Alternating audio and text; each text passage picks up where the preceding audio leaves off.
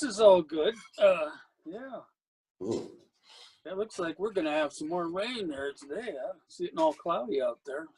Sounds good. Sounds good. Yeah, Send some more to Israel, you know. it's usually pretty dry around here.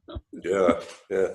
That's why all the athletes come up and actually spend time up in Denver in the mountains, you know, because of high altitude, right? Yeah, we have the Olympic Training Center down in Colorado Springs, so a lot of people go there. Yeah. So, I mean, before we talk about that aspect of your profession and what you do or what you did with the Olympic athletes, I'd like to ask you, you just came out with a certain, we touched about it a little bit about the different levels of consciousness. Yeah. So, I mean, you're having a talk, you're writing a certain paper on top of that. I'd be happy if you could elaborate on that aspect with hypnosis. Sure. Yeah, you know, as hypnotists, we're usually familiar with levels of consciousness, like beta is what we tend to consider normal waking consciousness, or where normal physical activity. And whenever you hear me say the word normal, put it in quotes, because Right. Yeah. normal is not something you really want to achieve. Yeah. You want to be out of the ordinary. Yeah. Right. But and usually that runs about 12 to 38 cycles per second, as measured by an electroencephalograph machine. Mm-hmm. And this really started in about 1956 or 7, when the electroencephalograph really was becoming embraced. The term electroencephalograph and altered states of consciousness have been used prior to that time, but now it was beginning to pick up a little steam.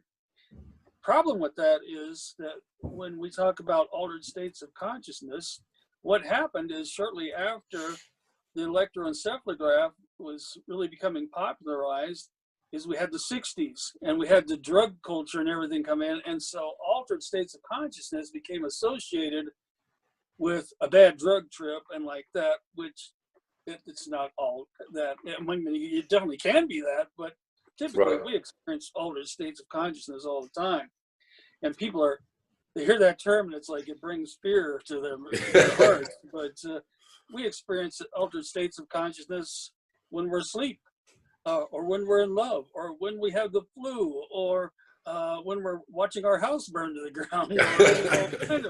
God forbid, yeah. So beta is considered normal, where we have normal waking consciousness. However, there are different levels of beta. There's what we call low beta, or beta 1, which is considered to be about 12 to 1500 cycles per second. 12 to 15 cycles per second. And this is what you might think of as fast idle or musing. This is actually probably pretty much where you want to be as far as thinking consciousness and like that. Then we have beta 2, which is more high engagement, more intellectual thought and activity. And then there's high beta, or beta 3, and that runs to about 22 to 38 hertz or cycles per second. And this is when highly complex thinking is occurring and like that. Also, anxiety,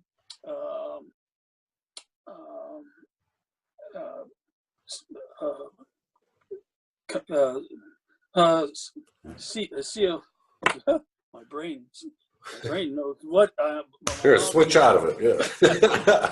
Impulsive behaviors and things like that. Okay. Occurs, and people who are experiencing anxiety, post-traumatic stress disorder, things like that, could be in this high beta, but it's a very energy draining place to be, and so it's not somewhere you would like to stay. Now, alpha level is about before that, Drake. Before that, is there a correlation between high beta waves? Because you said that if you're supposedly if you're in a high beta wave state, then you might have anxiety, PTSD, or some other different aspect. Sure, there's probably things like what do I want to say? Is it connected to fight or flight? Yeah. Right. Yeah. Okay. Okay. And there's probably things like hyper alert or hypersensitivity. Yes. Mm-hmm. Probably a lot of these people experience problems with sleep and like that, so it only makes things worse. Mm. So alpha is that level of it's about 8 to 12 hertz or cycles per second, I should say, and this is entry level into deeper consciousness. This is where we begin to experience self-hypnosis, meditation. REM sleep can occur in alpha and dreams. And this is the state of consciousness that Jose Silva referred to as where we have equal access to the conscious and the subconscious. Mm-hmm. And his thinking was the conscious mind is available enough to give ourselves suggestions, and the subconscious is more receptive to these suggestions, which makes it good for self-hypnosis and meditation. Obviously, experienced meditators could get much deeper than that, but it may take a lot of practice. Theta state is about 3 to 8 cycles per second, and that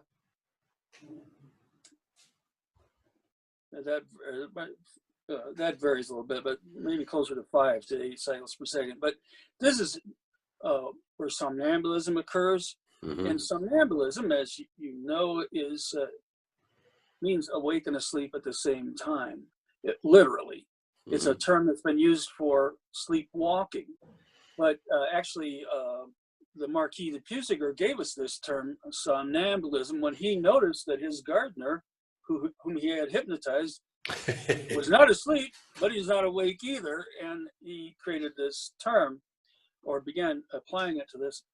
To us as hypnotists, it's become to mean a deep state of hypnosis, and it's a state where we like to give suggestions because the subconscious is more receptive to those suggestions. It's also a state where we have hypnotic anesthesia, where we can perform hypnotic surgeries, or not hypnotic, but surgeries with hypnotic anesthesia, right. Things like that. It's a great state to work in for that. It's one where I work a lot. I work a lot in the Esdell state, actually. And Esdell really popularized this. This would be a deep theta state. Mm-hmm. But he popularized that doing many surgeries, and this would be around 1840 or something, just using hypnosis. And at that time, the only methods really available were those from Mesmer, and he was using Mesmer's methods better than Mesmer ever had. And basically, all he was doing was hand passes, and he could doing these hand passes over. Sometimes it would take hours to get somebody into this state, but the desire to get there to have a surgery performed was very high, so he would eventually be successful. But I often joke, well, you could jab somebody with a pen and they wouldn't even feel it. And that's how they used to test for it. He would poke you with a pen every once in a while, and if you didn't flinch, then you were deep enough. If you jumped, then they took deep enough. So that was one way to go about it. This is a good state for sleep, for dreaming, REM sleep, and like that. Then we have delta, and delta is our deepest level, which is generally said to be about 0.5 to 3 or 4 cycles per second. I've heard it shown as 0 to 4 cycles per second, but you do not generate 0 cycles per second and live to tell about it. That usually means you're dead, right? Yeah. That's when they go. That term "brain dead" comes in. It's alive in a sense that machines are keeping your body functions going, but you wouldn't create a bleep on the screen. Right. Now, I have to put a caveat to that Mm-hmm. because they've shown people can be put in a chemical coma, a medically induced coma, where you can actually produce no brain waves and still be alive. In a normal coma, you would not be alive. You'd be pronounced brain dead. Okay. And they show that you can be flatlined in a chemical coma, and they can give you more of the medication and take you even deeper, and the brain begins to function. Now, they didn't say how much or what. I couldn't figure that out, but they said there was brain activity when they took you even deeper. So it's all kind of weird. But mostly when we think of delta, Mm-hmm. that's not a state that we as hypnotists typically work in, because there's not, suggestibility is not good in this state. Or so they say. They used to say there's no conscious brain activity whatsoever. However, now there are studies that show that many people will sleepwalk and sleep talk in a delta state. Mm-hmm. So there's some kind of brain activity is going on in this state. One thing we do know about delta is it's good for healing of the physical body. And that may be one reason why these medical comas are helpful, because we don't get quality sleep in delta. People think, oh my gosh, when you're generating that few brain waves, it's more like you're in what I would call a hibernation state. You're burning very few calories, very little's going on, very shallow breath and heart rate, but you're not really getting good sleep. You get better sleep when you're having REM activity and dreams and like that. So you're getting better sleep in a theta, which sometimes has led me to believe, and I don't have any documentation of this, but it's led me to believe that when people have sleep issues and they take real heavy sleep medication, Right. that it may be taking them right into a delta state, and they're missing the theta state where they get that dream activity, because you hear them complain all the time. Well, they look like a corpse all night long, but in the morning they still feel tired. They don't feel like they were rested, and that could be what's going on, is they're not getting that good sleep. Another thing is that they show that a lot of insomniacs, Mm-hmm. that they hook up to the EEG machine, who are apparently conscious, will generate theta waves, but they're not dreaming or getting REM sleep. So I would say these people are hyper vigilant. They've trained themselves to the point they're afraid to let the subconscious take hold and to get into that dream state, and they can actually hold themselves there. So their quality of sleep is very poor. That's interesting, because I'll give a generality, because I also don't have any documentation for it. But if you look at prescription drugs, certain prescription drugs, psychiatric drugs, they also for like anxiety and against fears and different things like that. I've seen in some medications that it does influence the theta waves. So. Mm-hmm. So it might, there are issues, and definitely a lot of those people, after a while, although they're young, they have like a type of, they like feel quite tired in the afternoons or in the mid-evening, like people that are much older, which would be in their 80s, Yeah. So kind of an interesting thing is, now, you and I, we're sitting here talking like this, we would be considered to be generating beta waves or normal consciousness. That's probably not true on my part. I don't know if I've ever been totally conscious.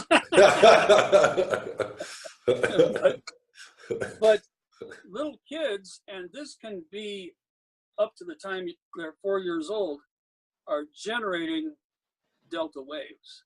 So there's very low cycles, and they can be running around doing very active kid-like stuff, Right. and they're still generating delta waves.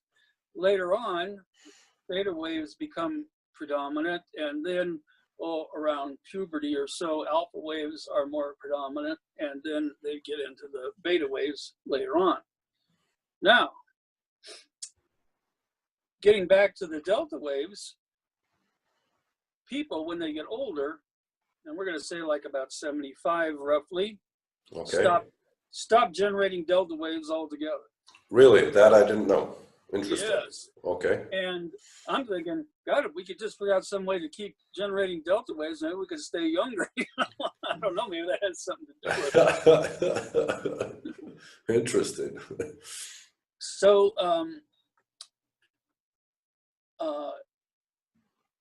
in delta, 0.5 cycles per second or less is called ultra low delta or ultra low frequency. Now, something I've been exploring is coma. What is somebody generating in a coma? And the truth is, except for that medically induced coma, we could be generating pretty much anything. They have what they call delta coma, they have beta coma, they have theta coma, they have gamma coma. There's all these different terms. Because we think somebody's in a coma that they're not having any kind of experience or whatnot. Now, I have personal experience with this because I was in a coma when I was about 10 years old, and I had experienced a severe head trauma, and I was in a coma for about 3 days. And I don't recall specifically what was going on, but I remember horrible hallucinations and things like that going on. So there was definitely brain activity. And the nice part about that was when they x-rayed my brain, my father no longer had any, could refute that I actually did have a brain. What was that? What even? I got it. I know it took a little bit. Yeah, it took me a while. I was like, what? Now, I have a client, and she lives in Chihuahua, Mexico. That's a dog, no? Isn't it? Chihuahua? Yeah. Okay. But, when she came to me, she was in a wheelchair. Her mother brought her in. You know, they had one of these van things where they could lift them out like that.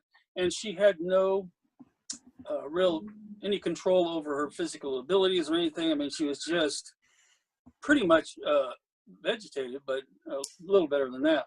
She'd been in a coma for 2.5 years, actually a little more than that. Okay. And she'd been in a horrible car accident and had a terrible head trauma. The doctor said she'd never come out of this coma. When she did come out of the coma, they said, well, she'll never be more than a vegetable. Now she must be, 33 now. She's got her daughter must be like 4 by now, years old, but she's got a little girl and lives a pretty normal life. Wow. And I was asking her about this, and, you know, I said, did you have dreams? Did you have hallucinations? Were you aware of things? And she told me one of the things that she was aware of was a song. And it was I think a Julio Iglesias song. Okay. That was her and her boyfriend's favorite song. And she said this kept running through her mind was this song while she was in this coma. So for 2.5 years, this song was amazing. Yes. She knows the time frame or I don't know that. I mean, to her, it's probably, you know, totally distorted. Right. But I mean, she couldn't walk or talk or do basic functions, and now she's a high-functioning young woman. She's going to always have some physical issues and things, but it's amazing I think part of it was she was 19 when she came in to see me, or when her Okay. mother brought her in. So she's still young. Her brain is still relatively pliable. You know, if she'd have been 80 and come in, I don't know we'd had the same kind of success. But Right. But what did you do with her? Like what, I mean, this sounds like, you know, Dr. Milton Erickson, if you know what I mean, you know? well, you know what? It probably would be pretty close to what he would have done, because I didn't try to do some fancy protocols and journeys and things like that. Her comprehension was not that great, and at that time, and I basically did some very just basic sorts of suggestion work. I played on her strengths and things like that, and kept talking to her subconscious mind in a way, and maybe, you know, use some storytelling or whatever and things like that. But she thinks I'm freaking God, just about. But I mean, there were, we have to give credit to all the other people that played a role in this, because she had physical therapists Right. and like that working at the same time. And her mother that believed in her, yeah. Part of her brain was damaged to such an extent that it could not perform functions that she normally would have. But other parts of the brain, no doubt, and some of this has got to be speculation, but we do know that scientifically these things do happen, but other parts of her brain began to take responsibility, and, you know, like her feet wouldn't track in a straight line. You know, it's like a little baby. She just doesn't have that information there. And eventually, working with her, she went from a wheelchair to a walker to crutches to now she can get around pretty normally. So it kind of shows you some things about how the brain works. Now, there's another level of consciousness, and that is gamma, and that's above about 38 cycles per second. And I may be a little high on that figure, but about maybe 33 cycles per second. And it goes, and they say like 40, but actually we can get as high as 300 cycles per second in the gamma. And this is a kind of a strange area, because typically gamma is more fight or flight response. You know, it's like if you have that 5th Starbucks coffee of the morning, or if you're walking through bear country and you hear a branch snap behind you and your heart jumps out of your chest, Right. You're in a gamma state, which is a hypnotic state. You know, if you think about it, if your hypnotherapist was standing next to you at that moment and gave you a suggestion, they'd go right in, because there's a total bypass of the critical faculty at that moment. But from a point of view of stress, this is not someplace you want to spend any time in, with an exception. It's also a state where we feel things like unconditional love and, what do I want to say? Strong feelings of altruism and things like that. You can feel these things in this state, and actually healing can occur in this state, which seems contrary to what we would believe it to be. Now, there's some research studies that show monks meditating, and, you know, if you and I were meditating, we'd probably find ourselves in a alpha state or a theta state or like that. But they found that these monks could generate brain frequencies in any of these states, and they're sitting there meditating. Now, another little thing, and this is why I reflected on my own consciousness. People who have ADD, okay, typically are in alpha theta. Very rarely spend any time in beta. And now that seems weird in a sense, because we associate ADD with being hyperactive and like that. Now, I have some theories on this, which are not backed up by any kind of research, but just some thoughts to put out there. I think if we consider things, we might be able to dig a little deeper and go, hey, there's something to this. But if you think about it, why does something like Ritalin help somebody who's got ADD? Well, if they're because Ritalin and those kinds of things are uppers. Right. And here's somebody who's, we're already saying is overly active. Right. And now we're going to give them an upper, and that brings them down. But if you think about it, well, if they're in an alpha or theta state normally, and you give them an upper, that brings them into a beta state. So now they're acting more normally like. Interesting. Because there is only a certain percent, I'm not sure if it's 10, 15, or 20% of the kids that actually take Ritalin that it's effective, supposedly. Mm-hmm. The rest, it's, And who knows, it could be more behavioral than it really is anything to do with actual ADD. I mean, I'm somebody who has ADD. I'm not an H. I don't have hyperactivity, never did, but I always had the ADD part going on. Now, think of it this way. If a person with ADD is in an alpha or theta state most of the time, that would make them more suggestible. And more influential. Why I think ADD people seem distracted.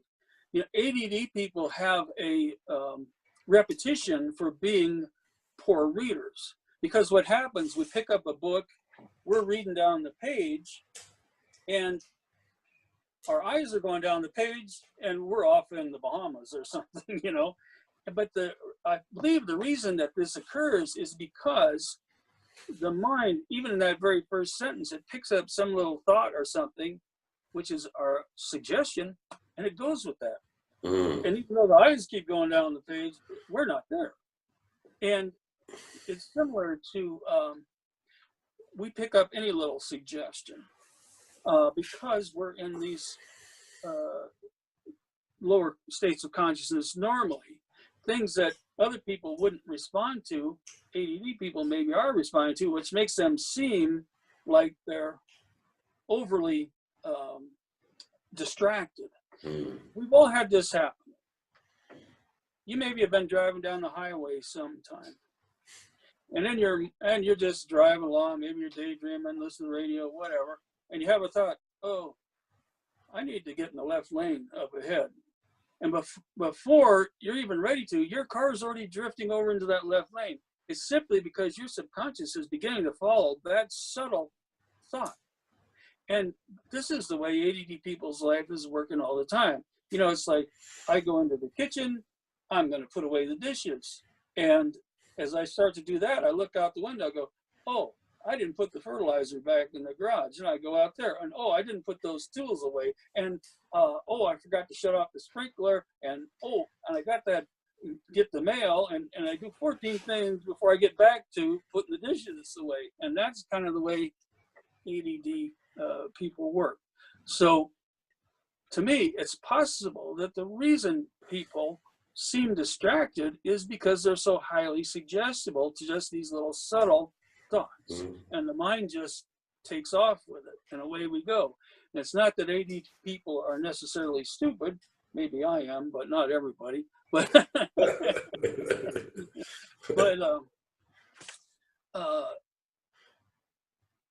it's that we're generating brain waves that makes us more receptive to some of those things.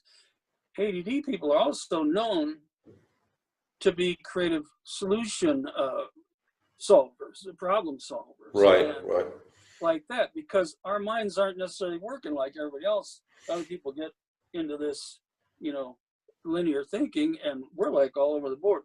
I listen to a lot of comedians, and I think a lot of comedians are ADD. If you listen to them, how they talk, and their minds are making connections, and this is what makes them funny, because they're connecting things that other people would never connect, and so they go, oh God, that's funny. Yeah. They're very creative. Yeah, the thing is that, if first of all, if you look at, there's the behavior, Then there's they categorize it as ADD, ADHD, which is a totally, there's no proven method of, we'll check this guy up. They're all ADD. They just put this label on everybody these days. Yeah. And actually, if you take the drug, the Ritalin or whatever, it will actually, as you said, the idea would be is coming out of theta waves, right? Mm-hmm. Or alpha waves into beta waves, and that actually distorts the whole, or the aspect of the person of that he's how would you say it? Yetzirati. He's very influential, not only suggestible, but he could be a very influential person. Yeah. And you give him this drug, or you don't, you just label him as problematic, while you label this other guy that has ADD, you say, oh, that's a great thing. That's a great aspect that you have. Let's, promote your skills and your ideas in that manner. And the other person becomes successful, Yes. So. Yeah. And you think about it, when we were talking about beta and that being normal, so normal for me isn't beta. You see what I'm saying? Because normal is ambiguous. It depends. A piece I wrote about, and it'll be in my talk that I'm going to be giving, but this, years ago, I read a story about a woman who had been blind since birth. Mm-hmm. And in her 60s or 70s, she fell down in the kitchen, hit her head, and all of a sudden, she had vision. Mm. And the first thing that she recalled seeing was the colorful pattern in the linoleum floor. She thought she was going crazy because she never had this kind of an experience before. So for her, what would be normal? You and I, we'd see the linoleum and think nothing of it. That'd be normal. For her, this was an altered state of consciousness. Her normal state was not seeing anything, Right. So what's normal? It's like, so it's this ambiguous thing. So I always put normal in quotes because Lord knows what that means, really. Yeah. I always said normal is something you want to watch disappearing in the dust of your speeding heels. They say also one of the things in NLP is the map is different than the terrain. Every other person has a different map. We don't really see or perceive the terrain as objectively. It's subjectively. Yes. And yeah, and that works great into what we were talking about, compartmentalizing. Right. Before, the map helps us to compartmentalize that so we can kind of understand where we're going to be and what's going to be happening. But those lines on that paper don't feel near the same as climbing up 6,000 feet. Yeah. I mean, the map is our own perspective. It derives from all our past influences, right. And the more we're, open to things, then our map just becomes wider and wider on different levels. Absolutely. And I think that just to add in that, all these different levels of consciousness, although we might not be aware, although most people are aware, like in the morning, just before they wake up, they feel, a little floaty feeling, or this type of feeling that, they're up or they're not up, which is an indication to alpha waves normally. But if we'd learn more about the different aspects that we go throughout the day, then we would understand more about the hypnotic state that, as you mentioned in the first part, that, the hypnotic state is a constant state, but it's an interchangeable state and on different levels. That's, Yeah. Which blows a lot of people's mind away, because we want it to be this thing here, but it's not really. It's all this other stuff. Yeah. Yeah. I hope I could translate that part, or at least that book in the near future, that you're Yeah. talking about that, because I don't see any other like hypnotists. I've read different books and they're all about, hypnosis is a state of mind that the person goes into after, let's say, relieving the critical factor. It's a state where, yeah, you can rejuvenate the body, you can heal the body, you can do different things. It's a highly suggestible state, but it's a generality that is hard to, even that is hard to comprehend. But your I would say, form of the explanation is like, I don't know, like an astral projection or something, or astrophysics, which I like. I really like that.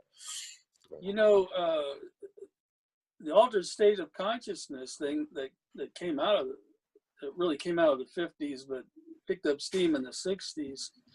A lot of academics are not even using that term anymore. They're saying anything that deviates from normal consciousness is trance.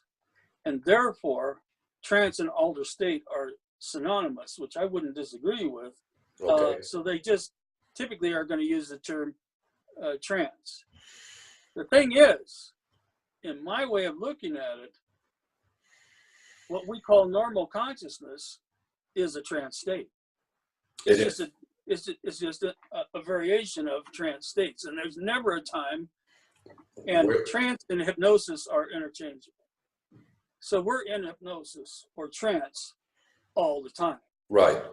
Right now, we're in the interview trance, and somebody watching this is in the observer trance or whatever. But if I'm reading a book, and especially if a book is engrossing, like mine, so everyone will run around and buy all of my books just to see if that's true. Yeah.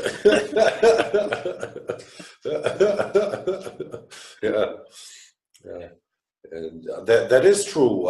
If you look at it, the whole idea of like normal is, especially in this day and age where we're bombarded with propaganda, with sales methods, with different ideas, manipulation, and you can see it in like the mass psychology, where a lot of people will say, no, we like this and it's only like this, and the other part saying the whole totally different or opposite. How can that be that all these guys are saying the same thing? If we're different human beings on different levels, why are we either right or left, or what I mean? Exactly. And there is mass hypnosis, and that's politically we're experiencing a lot of that.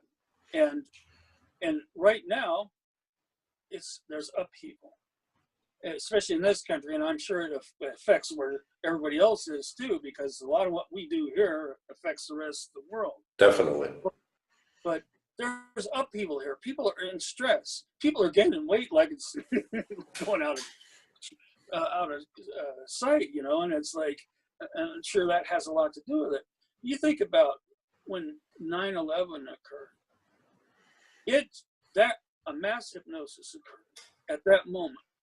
Part of it was this country and the world lost some of its innocence. All of a sudden, things that we had taken for granted, like going to the airport. I mean, you used to be able to go to the airport, go down the concourse. You could go look on the airplane. Nobody cared. Right. Now you can't do any of those things, and you got to go through all this security. That's upped our stress level another notch, several notches.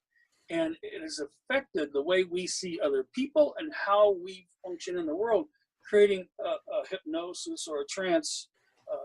And that affects pretty much the whole world. There may be some bush people somewhere that don't have a clue what's going on, but for them, and frankly, their mental health is better than ours. It is true. That's why I don't watch TV, because it just attacks you. They're only bad things. They're only negative things, Sure, and that's a hypnosis too, because what do you see on your Facebook? What comes across on your email? It's some huge breaking news. You know, it used to be breaking news meant that the president got shot or Yeah. something. You know, Or now you went up to the moon or something, you know? yeah, everything's breaking news now, and so it gets us all charged up. Fear, you know, uh, goes right into the subconscious. It's emotion and suggestion have power when you combine those things. So now we hear this, and it's like, oh, I got to see what this is. Well, and a lot of times it's no big deal. Not really a big deal, but you got all wired up about it anyway. Back in the early 70s, when I did the Coma method, which is a form of hypnosis, you may not know of. A lot of people did that in Yes. the day. But that was one of their mantras. Don't read newspapers. Don't watch the news. And I took that to heart. And I tell you, it's made a huge difference. Now people go, well, how do you know what's going on in the world? And I go, we're so bombarded with this, you can't. And if there's something I need to know, somebody tells me. Or Exactly. Somebody's always willing to tell you. So why watch the TV? You know. Yes. Now, I don't know if you know who John Stossel is, but he's a news guy, but he's more progressive. Okay. And he puts these stories together. But he did a story several years back about this very thing. And he said that we are in the safest period of history we've ever been in. But he said we perceive it to be the least safe period of history as ever. And he said the reason is the media. You know, 150 years ago, if a hurricane hits New Orleans, who knows? By the time you got that information, it was all over and done with. There's nothing you could do about it. But now, if Prince Henry stubs his toe on maneuvers, the whole freaking world knows about it, and it's a big catastrophe. People are living their lives as if there's a rapist waiting for him on the street, or there's a tsunami coming down the street, or mass murder is happening in their neighborhood. These things are not happening, but people act as if they are because we're bombarded with this stuff all the time. So that's a hypnosis. That's a mass hypnosis, really, and it's all due to publicity. Fear sells news. Fear sells all this stuff. The tabloids, you have these freakish headlines across them. You know it's got to be stupid, you know, but it's like you see that, and yeah, I better see what this is about. I went to the grocery store, and this was years ago, but it says, half man, half woman, may have fathered own child. I'm going, what? I got to see what this is. What the hell is that? Yeah. It's really, I mean, in America, you see it, all the tabloids or the yellow stuff, you know, it's terrible. Here in Israel, it's coming more and more, you know, but the aspect of social conditioning throughout mass hypnotism is, I mean, it's simple. They put the fear of God, or, you know, they put some sort of emotional thing out there, which, as we said, it just bypasses the critical factor. And then you get another suggestion, and a suggestion over and over, and it conditions the people into becoming, you know, willing and able to do whatever. You know, it's absolutely. And you see this hypnosis in the ads. Now, there's an ad running right now. I don't know if you get this in your country, but it's probably coming. You know, some kind of fruit candy, but this kid's got these little candies growing out of his skin, and this girl goes, what have you got? Oh, Skittles. He goes, the doctor says it's Skittle pox, and she pulls it off and puts it in her mouth, you know, and it's like, but that shock, that gives you the bypass of the critical faculty, and now Skittles, you know, they're good for this, they're good for that. Right. And there's several of them like that. They do something shocking to get the bypass of the critical faculty, and then they shoot their product at you. Yeah. Another one, and watch this, because I've seen it in many different commercials, but you'll see there's something about the product that they're trying to sell is going on in the foreground. And in the background, there's something else different going on. But if you pay attention, whatever's going on in the background Okay. is supporting things that are being said in the foreground. Mm. So that you're getting a double, it's an embedded suggestion is what that is, in a very clever kind of way. But it's hypnosis, it's suggestion, and here we are, we're watching TV, which creates a hypnotic state itself. Just the vibration, of the brain. We're getting these suggestions thrown into our subconscious mind. Mm-hmm. And then there's the repetition. Right. Okay, you keep getting these things over and over. It's the same way with the politics, we keep getting these messages. And so I got some stuff to vote in a preliminary election.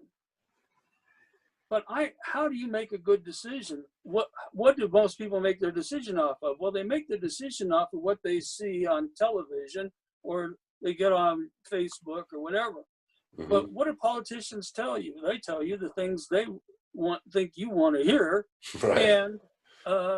And their opponents try to say bad things about them, and neither one is probably correct. We don't know the real truth because we're getting a bunch of political BS in there, right. Propaganda, and right. So it's hard to make a good, intelligent judgment in these things, and we create fear, like Hillary's a crook, or whatever. But and then make America great again. That sounds really good. Yeah, I want that. But are we doing that? No, we're doing something very bad. We're digging a hole for this country. Yeah. I probably shouldn't get into the politics, but hypnosis is very much involved in politics. So yeah, I mean, we've gone from brainwaves to propaganda to mass hypnotism to politics to commercials. And I mean, it seems to me that everybody in the world, right, like not in the top, like the business world, the politics, athletes, all the people that want to get to a high performance state or level or of being, uses hypnosis. Absolutely.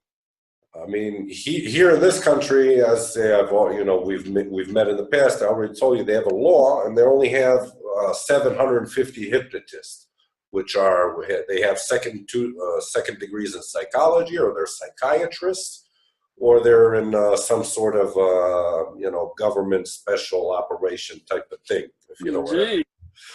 And for me, I studied hypnosis in London, for a year. I also studied hypnosis with your wife for fertility. And I'm brushing up all the time, just talking to people, checking up, translating, doing different things. And I mean, here I work in the field of the subconscious mind, which is, sure.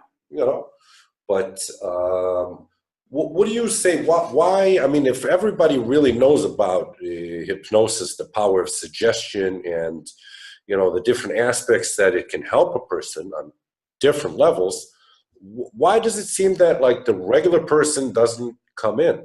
You either have people that have like bad problems that come in, or people that really understand that they want to get to a high performance or state. Well, like what happens in like 90% of the time? There's a few things. One thing is fear. Right. People don't understand it. And doing things like we're doing here, hopefully that will help people to understand it. Because what people don't understand, they fear. What they fear, they villainize. They hate, yeah. They create some horrible thing about it, which is not so.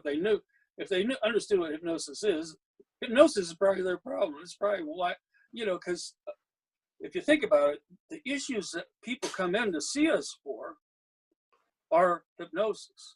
Somewhere along the line, they got hypnotized in a informal way, but they may have gotten a phobia or something like that, and it was really hypnotically done. And it's hypnosis that will get rid of these things. If hypnosis caused it, hypnosis will fix it. And I would say, we call ourselves hypnotists or hypnotherapists, but really what we do for our clients is dehypnotize them right. from the hypnosis they had before. Right.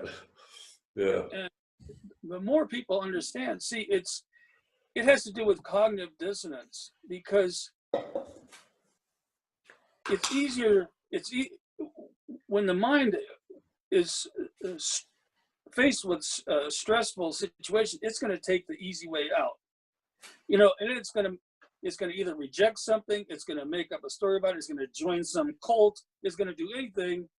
It will accept a lie over a truth that is uncomfortable, but the lie feels better, so we'll take that, and so people don't they don't come in, or they don't realize how easy something could be, or that hypnosis is something that could treat their issue. A lot of times people who come in to see me have tried every flipping thing in the world. Right. And I love this. People go, well, why didn't they come to hypnosis first? I go, no, it's fine with me, because I'm the last guy. And you're the successful guy, right? Yeah, I'm the guy that's going to change this, because if all those other things didn't work, then it's something up here in the subconscious, and I can work with the subconscious. And now we have hope, and people that have struggled with things for years, all of a sudden they walk out like, how the hell can this be? Yeah. Yeah. Yeah. It's amazing. It is amazing. And it's like, I go to work every day. Some people get up Monday morning and they got this sick feeling in their stomach. I never have that. Right. It's like every day's an adventure as far as I'm concerned, because you never know what's going to come walking in the door. Yeah, I've heard. I mean, they say statistically, I think it's like come Monday morning, like 90% of the heart attacks in America are on Monday morning, like between 8 and 10. Because people don't want to go back to work.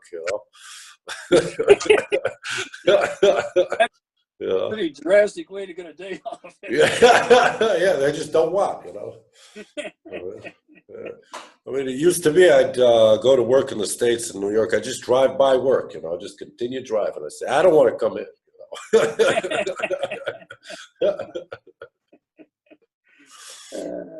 Yeah. I've always been pretty lucky that way. I've always had work that I pretty much enjoyed. So. Yeah. I'd like to touch that topic. I mean, you gave the example of this young girl that came in that was confined to a wheelchair after a certain accident. And, I mean, I would imagine that she came over to see you since you had this expertise. I mean, you work with top athletes. So is there a correlation? I think there is. So if there is, could you? Yeah. So I'm not exactly sure what brought her in. Her mom, of course, was the impetus for that. And I don't know how she found out about me. But somebody must have referred her or whatever. I'm not sure what happened there. But speaking of that, I had one of my cyclists also was in a coma. He was at the Tour de Georgia years ago and had a terrible crash and was in a coma for a few days. And I need to talk to him about that. What was going on in his brain? What was he generating? Because I find this to be an interesting topic. What's going on like that? Mm-hmm. So, but in that field of high performance, right, with athletes, you bet. What is like the key thing for people that are in high, they want to, their objective? I mean, they are in physical, really good physical state and mental state, definitely. But what are their issues that they okay, that's a good one. Okay, yeah.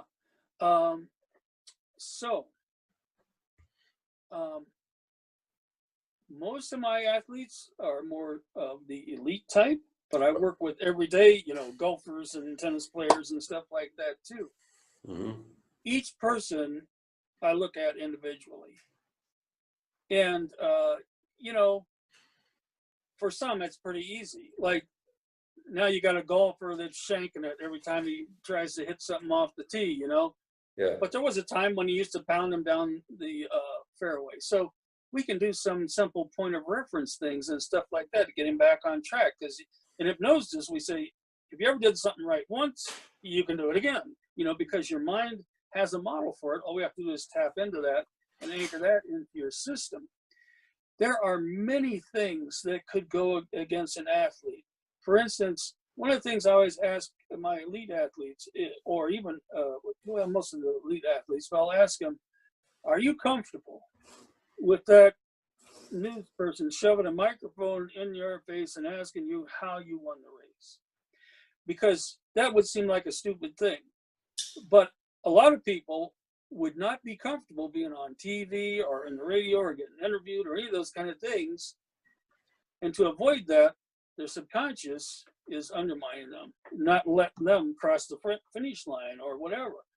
It could be other things. It could be maybe they had a parent that pushed them to be a great athlete, and it wasn't what they wanted at all. And so now they sabotage themselves in response to a parent.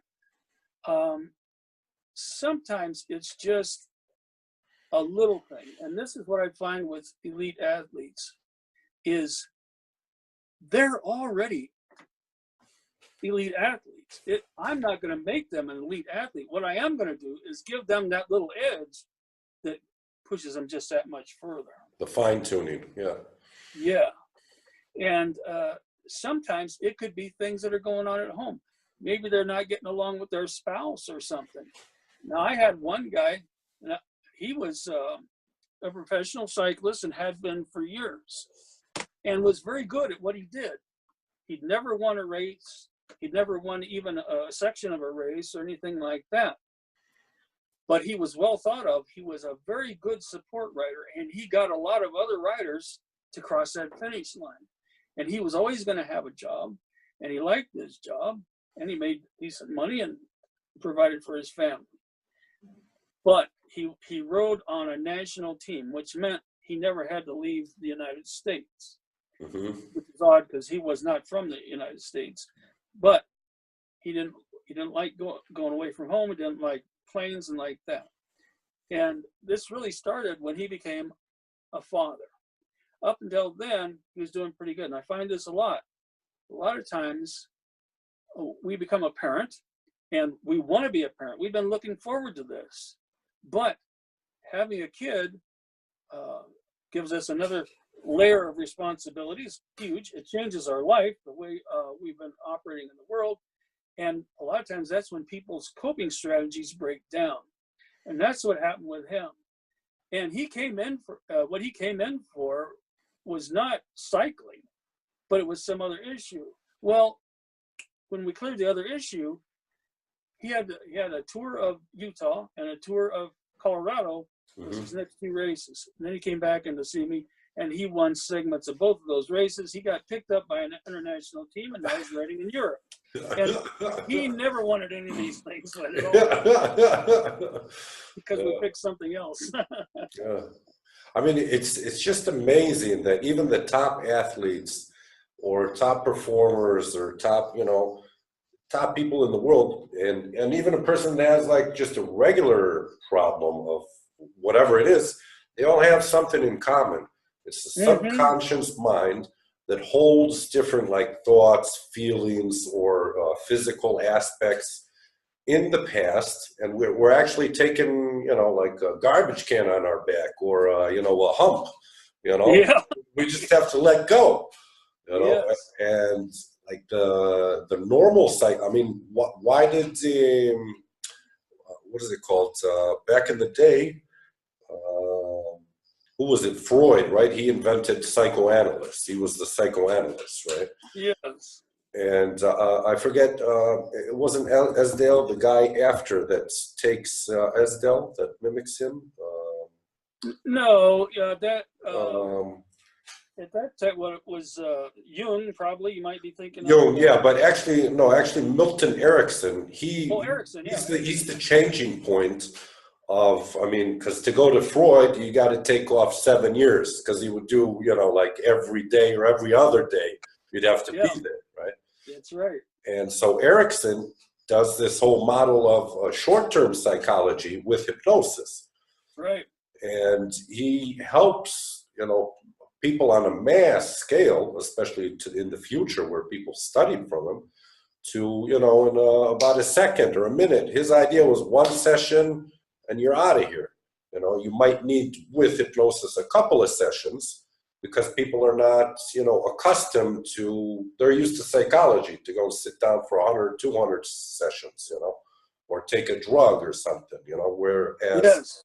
hypnosis is the thing that will let your, you know, whatever baggage you have, you'll come to closure and help yourself and the people around you to become more lively again. And, you know, that's what I feel, you know, it's... Absolutely. No, you're absolutely right. And sometimes it's just us giving the subconscious a space to let this go. You know, I did work with a lot of PTSD, but I had a couple of people that came in about the same time a year or two ago. One was a woman who was a soldier in Iraq. Okay. And she had a really bad experience there and got PTSD. And the other one was a young man who had been at the Aurora Batman theater shootings. I don't know if you knew about that, everybody. I heard about that, yeah. Yep. Mass shooting, and he was in the middle of that. And he couldn't go back to high school. He had agoraphobia, basically. He couldn't leave the home hardly and things like that. Both of these people took 2 sessions. Now, I'm big on regression therapy and stuff like that. All I really did with these 2 was suggestion work. Basically, I probably just in a Esdell state. And they both, it just flipped their lives around. And I'm not going to say that that's the approach I would always take for PTSD, but I always look at each individual, and much like Erickson would do. Mm-hmm. Everybody's a different person. You know, if I don't use scripts, so I'm not sitting there reading somebody the same script all the time or like that, like some hypnotists do. But when you get a certain skill level, you can look at each person differently. You can figure out what's going to work for them. Now, Erickson was big on the metaphor and, storytelling and stuff. I like that stuff too. But nowadays, when I look at Ericksonian hypnotists, nobody does Ericksonian hypnosis like Erickson did. I mean, he was, even he said, there's no such thing as Ericksonian hypnosis because he says, I never do the same thing twice. You know? Right. Yeah. Yeah. My light's going out here. Well, I think we have to do another session, because yeah. So we're going to stop here right now, Drake. I appreciate your time and effort in explaining, the different ideas, concepts of hypnosis, and hopefully very soon we could do another session and talk about some other stuff. So I'd love to. Yeah, I appreciate your time and effort and expertise. It's good talking to you, my man. Thank you very much. Thank you. Thank you.